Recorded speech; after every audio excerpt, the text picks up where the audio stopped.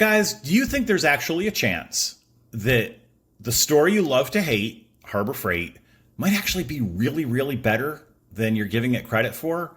Hang around for a few minutes. I'm going to give you a bunch of reasons why, if you are a Harbor Freight hater, you need to go back, give them another opportunity, and I promise you're going to change your mind.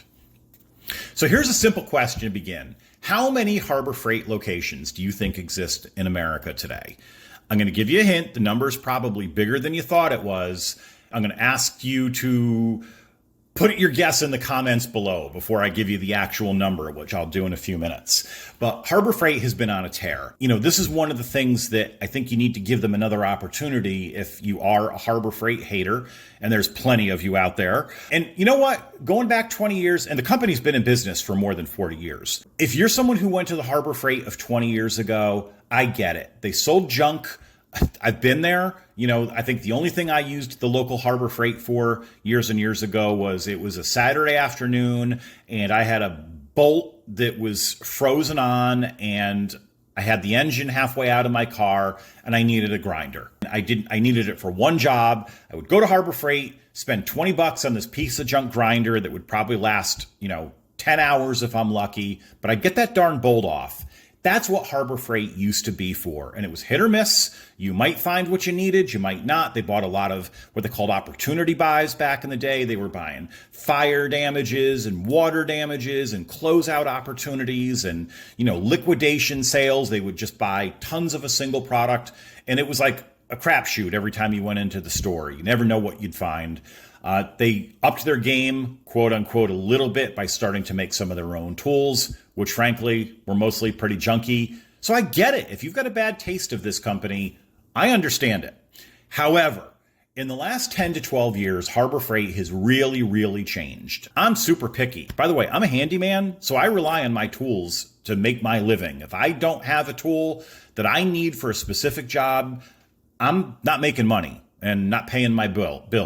I'm a professional, so I have to have tools that are reliable. I need a place I can go that if I need something in a pinch, I can get it. That's where, hold your horses, the 1,436 locations of Harbor Freight all over the country, that's the number today. And by the way, that's going to change probably in 2 days because Harbor Freight has been on a tear. They're opening a couple of locations, retail locations every week. There's a few things that struck me about this. There's an organization called the National Retail Federation, and they monitor all kinds of things, as their name suggests, about brick and mortar retailers across the country. Harbor Freight for the last year has been the fastest growing retail in America. That is important to you, just like it's important to me, because more locations means you've got more options, more opportunity to buy the things you need. There are very few stores there are companies that are opening more stores if their business isn't successful.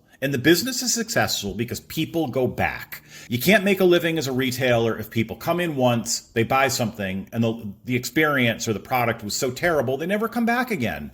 The new Harbor Freight, and I'm going to say the last 10 to 12 years Harbor Freight, that's what they're creating, is they're creating loyalty. They're creating a reason for people to go back into the stores. You don't grow like this, especially in this environment. How many retailers are growing right now? They're shrinking typically. They're reducing the store size. They're cutting their employees. They're reducing, the number of locations. Harbor Freight is going exactly the opposite, and they're going gangbusters to just keep on adding locations, and goodness knows there's plenty of retail real estate out there for them to hop into with all the vacancies that are forming. They couldn't be doing this unless they were doing something right to please the consumer, because there's they could go to Lowe's, they could go to Home Depot, we can go to Menards if you got a Menards near you. Heck, just buy your tools on Amazon if you need to, because just about every major brand's available on Amazon or at least some other website. Look, Harbor Freight fills a niche that I think is really important for a couple of reasons. Number one,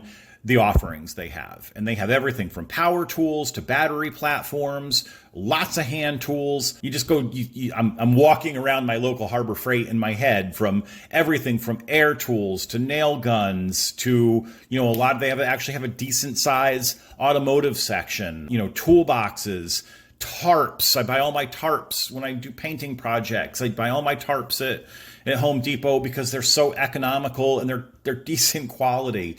So what they do is they have this good, better, best strategy for all the products they offer. It gives you, if you need something quick, you need an inexpensive tool that you're going to use one time, you buy the good one. If you want best, and I would not even hesitate to compare Harbor Freight's best tools with the best of anything that's out there. I'm a Milwaukee person when it comes to my power tools. I'm a M18 and M12 platform guy. If I was to start over, I probably would use Hercules. They certainly don't carry as many different options as Milwaukee does, but for the basic hand tools that you need on a battery platform that's super, super solid, Hercules is great, and they are a heck of a lot less expensive than Milwaukee is. Their hand tools, Icon is a brand that they are comparing themselves to Snap-on. When Harbor Freight introduced Icon a couple years ago, they were going head-to-head with the tool truck guys, the Mac Tools of the world, the Snap-ons, and they're doing this with their boxes, they're doing it with their carts, and they're certainly doing it with all of their hand tools. And frankly, I think they're nailing it. You know, the prices are a lot better. And the convenience factor, this is where all these locations comes out to be important to you, is if you break a really important tool, a Snap-on tool, you're at the mercy until your truck guy drives by with a replacement for you. If you break a tool and you got a Harbor Freight half an hour away, go drive with your tool to Harbor Freight, you show it to them, depending what the warranty is on that specific tool, you walk out of the store with a brand new one, you're back in business again. These locations, this matters, and I think it's really important that it matters because if you're in a pinch somewhere, let's say you're traveling on vacation or you're visiting family or relatives, you're somewhere else than you normally are, and you need a tool, you can really confidently say, go to Harbor Freight because they're probably going to have what you need, which is another interesting thing. And I'd be curious about, people from all over the country, your comments. I'm in the Northeast of the United States. I always seem to have good luck with inventory being in stock. I'd be curious in the comments below, what your experiences are. When you walk into Harbor Freight, how often do they have what you need and how often do they not have what you need? My experience has been good. I talk to a lot of people about shopping and where they shop and why they shop. Harbor Freight, typically for most people, it's you go in there and you get what you want. Maybe not exactly. If you're in a pinch and you need a tool today, you're going to walk out of there with something that's going to help you get the job done and get it done the right way. It's not going to break halfway through for you. I think the bottom line is this, and I get it. I understand, as I said before, the reason for that sort of old time feeling about Harbor Freight. Put it aside. They're a completely different business. It's a very different experience. The stores aren't big. They're nice to shop in because they're well lit. The layout's good. They're clean. If nothing else, just the fact that you don't have to walk 4 aisles to find an associate who's going to try to help you find something that they don't know where it is either. And they're going to pull up the same app on your phone, open the Home Depot app. They're going to look at the same thing that you could have done yourself. You just you're more likely to find a person at a Harbor Freight store because the store is so much smaller. Guys, give them a shot. I'd love to hear the comments below about, especially the people who have typically, traditionally been Harbor Freight naysayers. Tell me about your bad experience.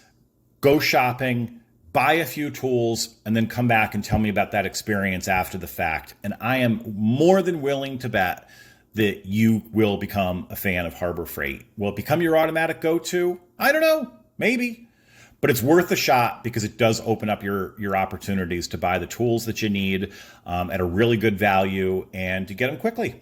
So hopefully this helped get you back into a perspective that's a good one about a store, as I said before, is very frequently maligned. Like and subscribe if this was informational for you. Until next time, thanks for watching.